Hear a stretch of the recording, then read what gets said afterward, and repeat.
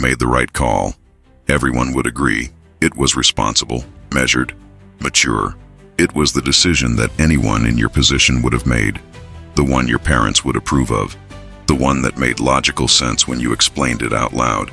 You didn't take the risk. You protected what you had. You chose the path with less uncertainty. The one that felt safe. The one that let you sleep at night.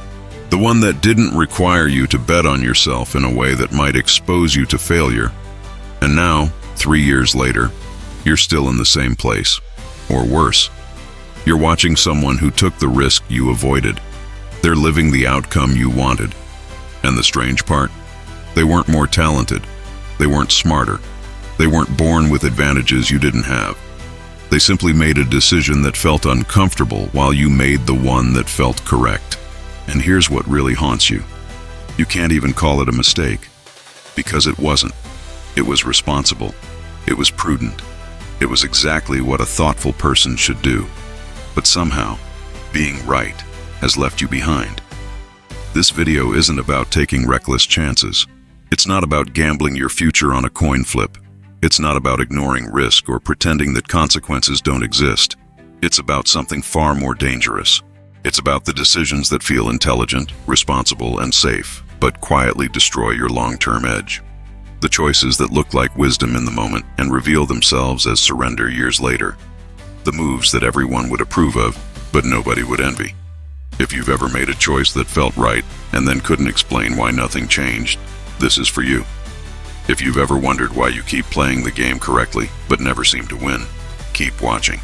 What I'm about to share will make you uncomfortable. Not because it's harsh, because it's true, and because somewhere inside, you already know it. There's a pattern in poker that took me years to understand. And once I saw it, I couldn't unsee it in every area of life.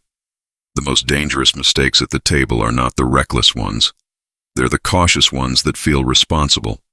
I'm not talking about the player who shoves all in with nothing and hopes for the best.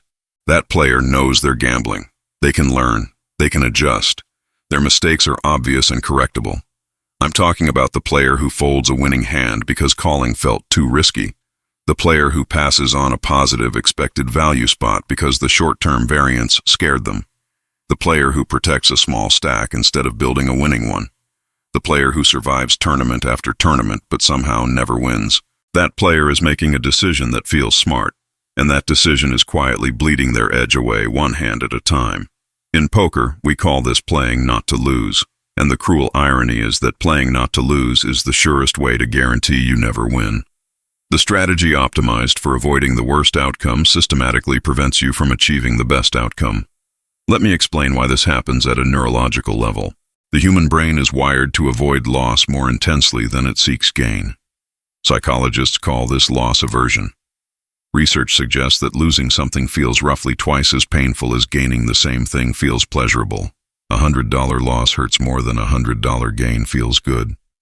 This bias made sense on the savannah, when losing resources could mean death, and asymmetry toward protecting what you had was survival enhancing. But that same bias distorts our judgment catastrophically in environments where calculated risk is the path to reward.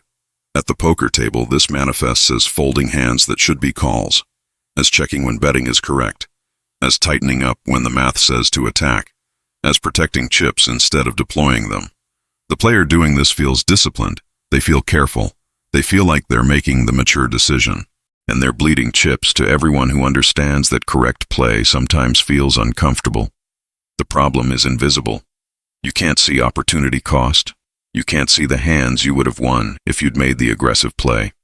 All you see is the hand you didn't lose because you folded, and your brain rewards you for that avoidance, reinforcing the exact pattern that's destroying your results.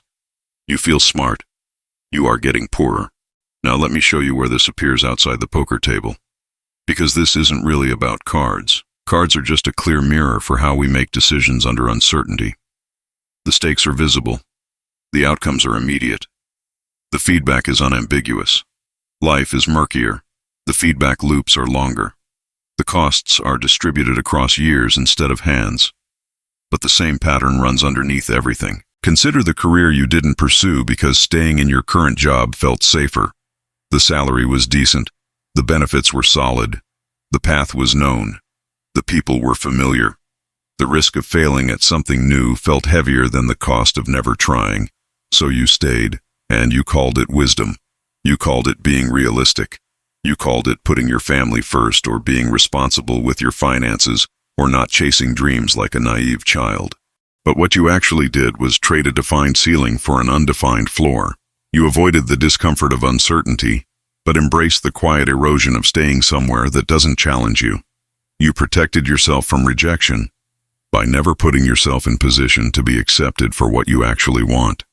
This is the same pattern, the same mental architecture, the same seductive lie that caution equals intelligence.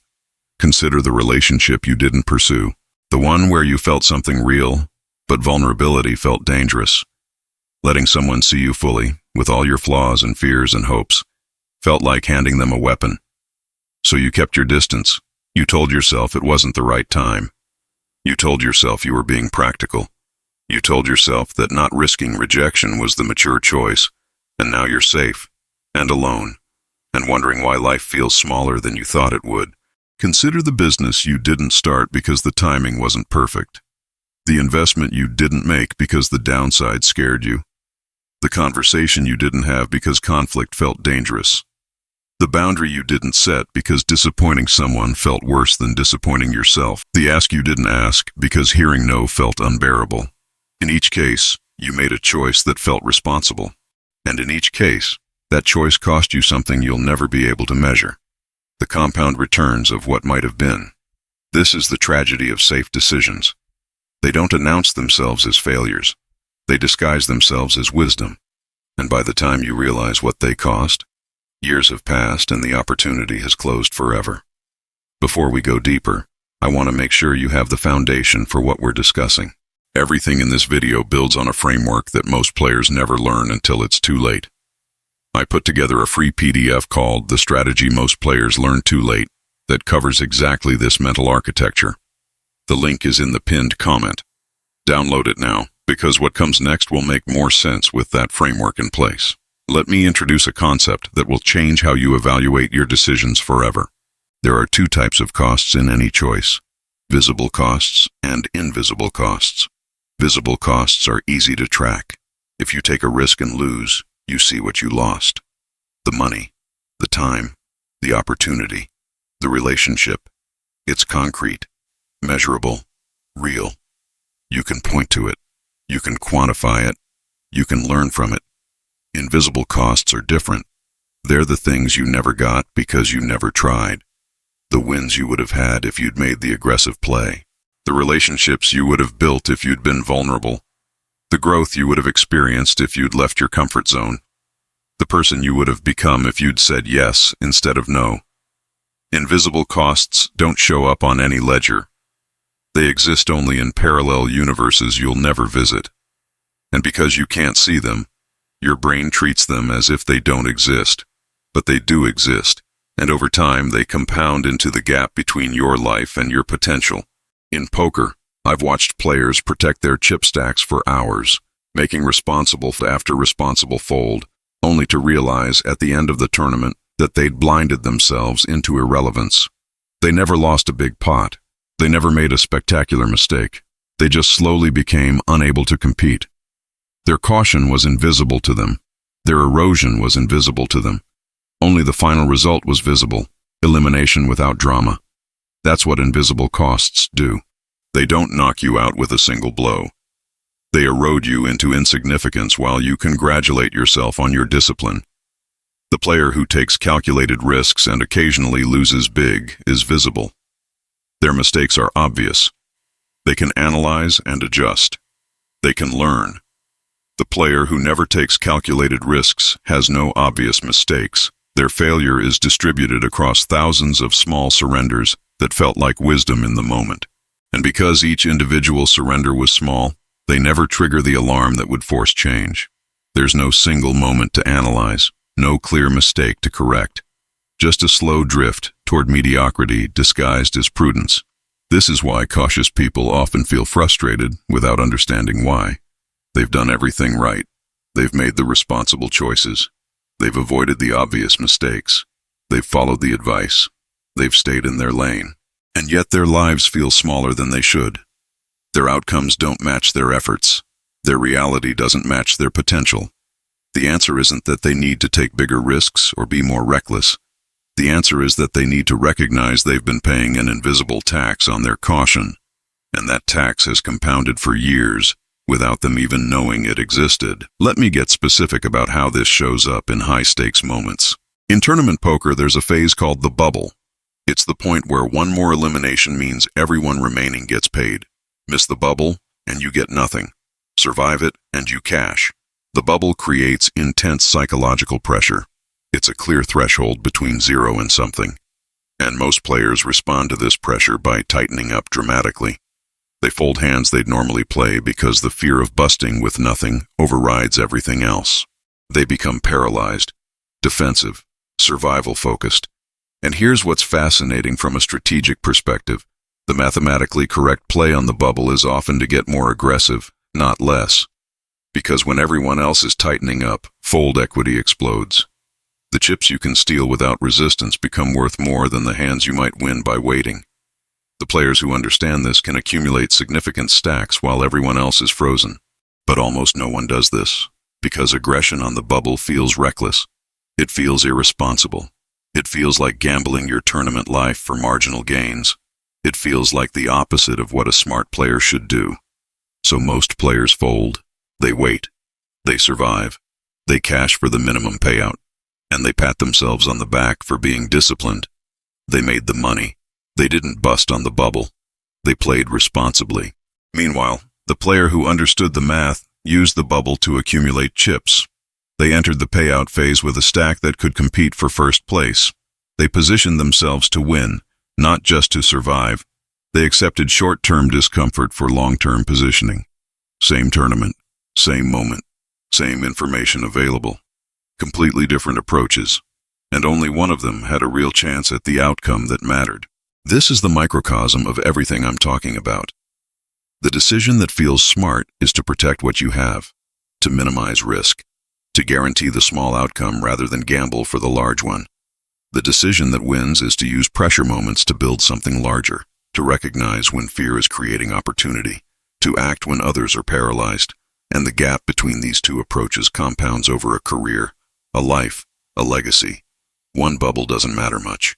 1,000 bubbles played differently creates a fundamentally different outcome distribution. Here's where this gets uncomfortable. The reason cautious decisions feel intelligent is because they often receive social approval. Everyone understands not wanting to lose what you have. Everyone sympathizes with fear of failure. Everyone validates the choice to play it safe. Everyone nods along when you explain why you didn't take the risk. But that social approval is a trap. The people validating your caution are usually people who made the same cautious choices. They're not mentors who have achieved what you want. They're mirrors.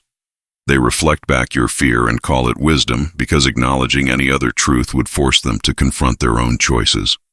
If your friend tells you that staying in your comfortable job is the smart move, ask yourself, is this person living the life you want? Have they achieved the outcomes you're aiming for? Or are they simply validating a choice that makes them feel better about their own similar choices? The people who build extraordinary outcomes rarely receive validation in the moment. Their decisions look reckless to outside observers. Their willingness to accept short-term discomfort for long-term positioning makes others uncomfortable. Their refusal to optimize for approval makes them hard to understand. And this creates a perverse incentive structure. The more you optimize for social approval, the more you drift toward the median outcome. The decisions everyone understands are the decisions everyone makes, and the decisions everyone makes produce the results everyone gets. If you want results that are different from what most people achieve, you have to make decisions that most people wouldn't make. This is not complicated logic, but it's emotionally very difficult to execute, because when you make an unconventional choice, the feedback you receive is often negative. People question you. People express concern. People offer unsolicited advice about why you should be more careful. And your brain, wired for social belonging, interprets this feedback as danger. But the feedback is not information about your decision quality. It's information about the comfort level of the people around you. And their comfort level is not your metric for success. If you want extraordinary results, you have to accept that many of your decisions will be misunderstood. Not because they're reckless, because they're optimized for long-term expected value rather than short-term comfort and social approval. This is hard. Humans are social creatures. We want our choices validated. We want to feel like we're doing the right thing. We want the people around us to nod in agreement. But the right thing and the comfortable thing are often different. And the wisdom to know which is which cannot be outsourced to popular opinion. Let me give you a framework for distinguishing between true risk management and disguised fear. Because this distinction is everything. True risk management evaluates probabilities, outcomes, and expected value. It asks, given what I know, what is the mathematically sound decision? It considers both the upside and the downside. It weighs frequency against magnitude. It's willing to accept short-term variance in service of long-term edge. It's unemotional, strategic, clear-eyed. It can explain its reasoning without reference to feelings. Disguised fear asks, what will make me feel better right now? It focuses on avoiding the worst-case scenario at any cost. It ignores opportunity cost because opportunity cost is invisible and doesn't trigger emotional alarm. It feels rational because it can construct arguments after the fact. But those arguments are rationalization, not reasoning. The emotional conclusion came first. The logic was invented to support it. Here's a simple test.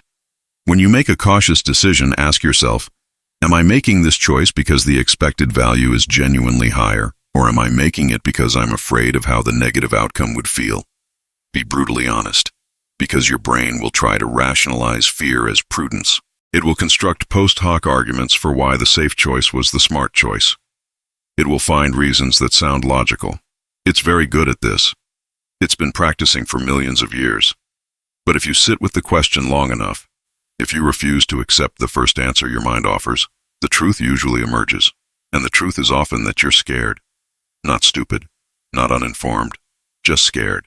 And you're using intelligence to disguise that fear as wisdom.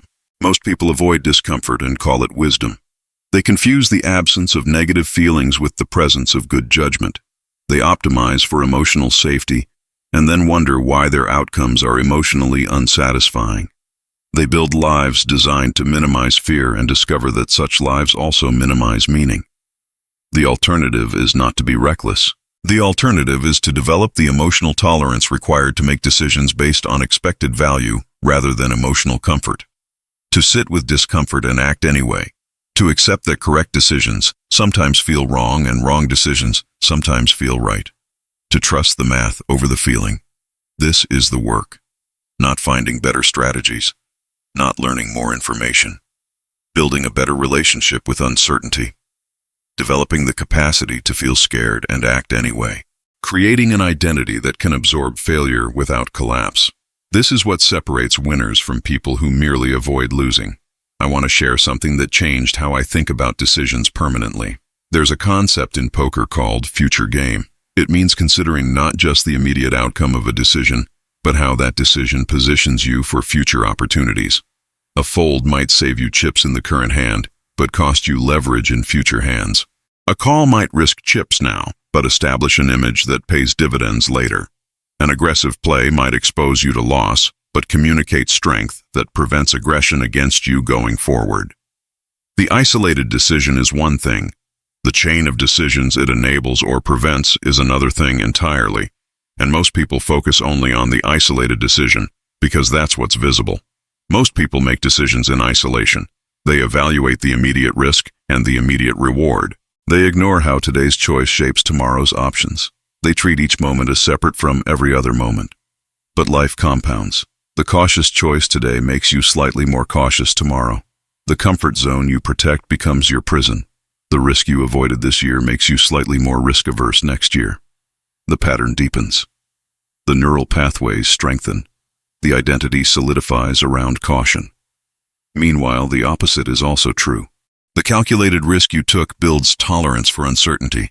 The discomfort you embraced becomes a reference point for what you can handle. The boundary you pushed expands your sense of what's possible. Success breeds confidence. Confidence enables action. Action creates results. This is why people who take intelligent risks tend to keep taking them. They've built the infrastructure for it. Their identity includes risk-taking. Their nervous system has adapted to uncertainty. And it's why people who play it safe tend to become safer over time. They've built the infrastructure for safety. Their identity is organized around protection. Their nervous system has never learned to tolerate discomfort.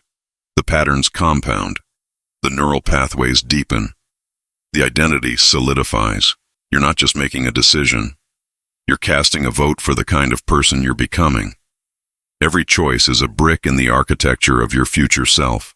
And the person who consistently chooses comfort over expected value becomes, over time, incapable of choosing anything else. Not because they lack courage, not because they're flawed, because they've trained it out of themselves one safe decision at a time. The reverse is also possible. Every time you choose expected value over comfort, you build the capacity for more. You expand your tolerance. You strengthen the neural pathways of action.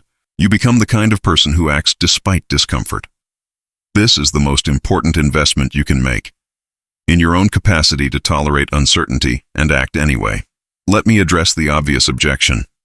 Isn't it possible that some caution is warranted? Isn't it possible that some risks are genuinely bad ideas? Isn't there wisdom in protecting what you have? Yes, absolutely. The point isn't that caution is always wrong. Some risks are genuinely bad. Some decisions should be avoided. Some opportunities are traps disguised as chances. The point is that caution is often disguised fear rather than genuine wisdom, and that the cultural bias toward safety makes this disguise almost invisible. We live in a society that celebrates prudence and questions boldness. We're trained from childhood to be careful. This training serves us sometimes and costs us at others. Real risk management requires you to run the numbers, to estimate probabilities, to calculate expected value, to accept variance as part of the game rather than something to be eliminated. It requires clear thinking, not emotional thinking. False caution skips all of this. It starts from the emotional conclusion that the downside feels too scary, and then constructs arguments to justify that conclusion. It masquerades as analysis but is actually rationalization. The feeling came first. The reasons came second. The difference is detectable if you're honest with yourself. Real risk management can articulate why the cautious choice has higher expected value. It can point to the math. It can explain the reasoning without reference to how the outcomes would feel. It can show its work. False caution struggles to do this. When pressed, it retreats to feelings. I just felt like it wasn't the right move. It seemed too risky. I had a bad feeling about it. Something told me to hold back. These are not reasons. They're emotions dressed as reasons. They're fear wearing the costume of wisdom. And emotions are important. They contain information. Our feelings often signal things our conscious mind hasn't processed yet. But emotions should inform decisions, not make them. The moment your emotions are in the driver's seat, you've lost access to rational evaluation. And without rational evaluation, you cannot distinguish between reasonable caution and self-protective surrender. The skill is to feel the fear, acknowledge it as information, and then ask, given this information, what does the math say?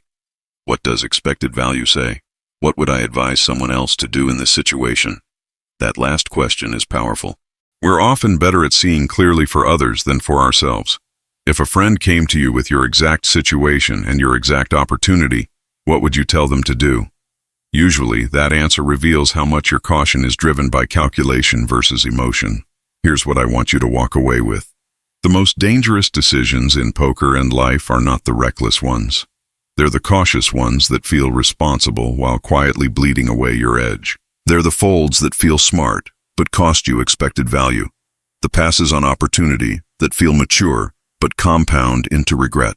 The protection of what you have that prevents you from building what you could have.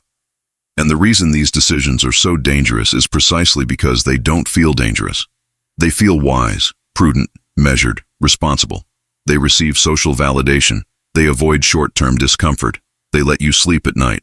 They let you explain yourself without embarrassment. But they hollow you out over time. You arrive at 40, 50, 60, with a life that's safe and small, and somehow not what you imagined. And you can't point to a single moment where you went wrong, because you never went wrong in any obvious way. You never made a spectacular failure. You never took a catastrophic risk. You never embarrassed yourself with bold ambition. You just made thousands of small surrenders disguised as responsibility. Thousands of invisible costs. Thousands of opportunities declined. Thousands of votes for the cautious version of yourself. And those votes compound. And that compounding creates the gap between your life and your potential. Not through any dramatic failure, but through the slow erosion of never quite trying. The alternative is not recklessness. I want to be clear about this because recklessness is its own trap. The alternative is developing the clarity to see your decisions for what they are, to distinguish between genuine risk management and emotional avoidance, to recognize when you're calculating and when you're rationalizing, to accept that correct decisions often feel uncomfortable and to make them anyway. This is the mental game behind everything else.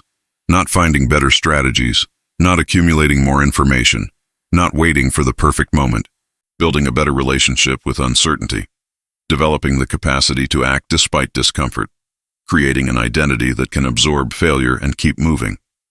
This is the work that changes everything. If you want to go deeper on this, I've built a complete system around it. The paid ebook is called Full Ebook, Mind of a Grinder System. It's $10. It covers everything from pre-decision frameworks to long-term mental architecture. It's not for everyone. It's for people who are serious about transformation rather than entertainment. The link is in the pinned comment alongside the free PDF. No pressure, no urgency, just an option for those who want the complete system rather than a single video. I want to end with something personal. I've made my share of cautious decisions that I thought were smart. Looking back, they weren't smart.